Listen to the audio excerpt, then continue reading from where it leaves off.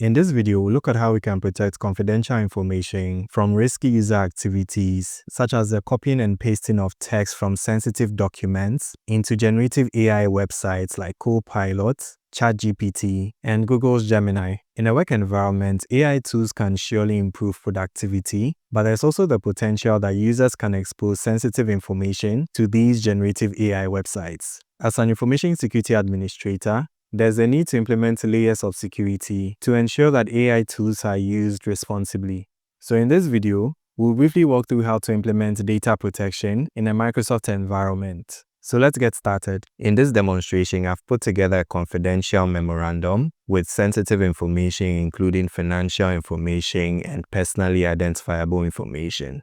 Another thing I've configured is a sensitivity label, which is confidential AI restricted, and the goal is to prevent AI tools from processing this confidential data.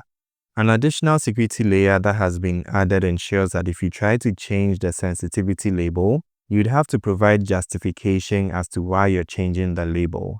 In this demonstration, you'd have three choices to choose from. Number 1 is previous label no longer applies. Number 2 is previous label was incorrect. The final option is to select other and provide further explanation. Any action performed on this document can be traced to the user that is signed in. Let's try to copy the text from this document and paste it into Copilot. So let's do a Ctrl A and let's right click and let's choose copy. So even before we get the chance to paste the text into Copilot, we get a warning saying that copying from confidential memorandum is not allowed. Furthermore, if we right-click in the text box, we realize that paste is grayed out, so we are unable to paste the text. Alternatively, let's try to upload the file itself and see if we can extract content. So let's click on Attach Cloud Files, and let's choose Confidential Memorandum, and let's choose Select. Let's say summarize key points from this document, and let's click on Enter. So we get a response from Copilot which says that it looks like I wasn't able to access the contents of confidential memorandum. It goes on to say the system indicates that access to the file was denied. So you have two options: to re-upload the file or to paste the text directly into the chat. But as we saw earlier, we are unable to paste the text directly into the chat. You can achieve the same thing with ChatGPT. So let's try to copy the text from the Word document and paste it in ChatGPT.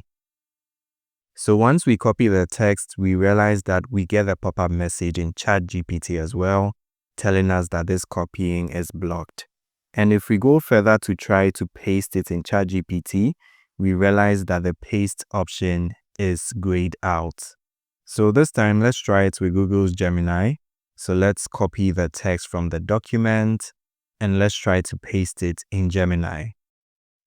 So again, we realize that the paste option is grayed out and we get the same pop-up. Let's briefly walk through the configurations you can implement in Microsoft Purview to protect sensitive data when using AI tools. One of the first things you'd want to do is to onboard devices or endpoints that policies will be applied to. To do this, you'd go to Settings, and then you'd locate Device Onboarding, and you choose onboarding. If this is the first time you are onboarding a device, you may realize that it is grayed out and you'd have to choose Turn on Device Onboarding. Once you turn it on, you can proceed to onboard devices. In here, you'd have to choose the operating system to start onboarding process. So you'd have two options, Windows 10 and macOS. If your endpoint runs on Windows 11, you can still choose Windows 10 and it will run seamlessly.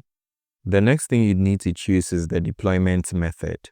You'd have a number of options, including downloading a local script and then running it as administrator on the endpoint or PC. You can do this for up to 10 machines. To apply to a larger group of devices, you'd want to use either a group policy, Microsoft Endpoint Configuration Manager, Microsoft Intune, or VDI onboarding scripts. For this demonstration, we use a local script. So we'll click on Download Package and it will start downloading. Once it's downloaded, you'd want to open the zipped file and extract it.